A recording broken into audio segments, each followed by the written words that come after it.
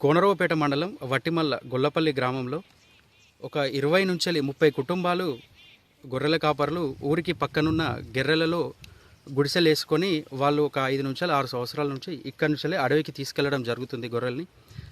అక్కడ కూడా చాలాసార్లు పులి ఈ గొర్రెలపైన మేకలపైన దాడి చేయడం జరిగింది. గత సంవత్సరం నుండి చాలాసార్లు గొర్రెల కాపర్లకు ఎదురయ్యే గొర్రెలను కానీ మేకలను కానీ తినడం జరిగింది. అలాగే పక్కనున్న తాండాలో కూడా లేగదూడలపైన దాడి చేయడం జరిగింది. ఆ పులి ఈ గొర్రెలను పసిగట్టి ఈ గొర్రెల గుడిసెల కడికి కూడా పులి రావడం జరిగింది. దాన్ని గమనించిన గొర్రెల కాపర్లు అరవడంతో అడవికి పారిపోవడం జరిగింది. అలాగే ఇక్కడ గొర్రెల కాపర్లకు ఇక్కడ వీధి లైట్లు కానీ కరెంటు స్తంభాలు ఏం లేకపోవడంతో పులి ఇక్కడికి రావడం జరుగుతుంది.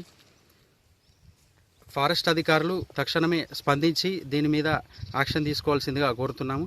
అలాగే గవర్నమెంట్ తరపు నుండి ఇక్కడికి విద్యుత్ స్తంభాలు ఏర్పాటు చేయవలసిందిగా కోరుతున్నాము.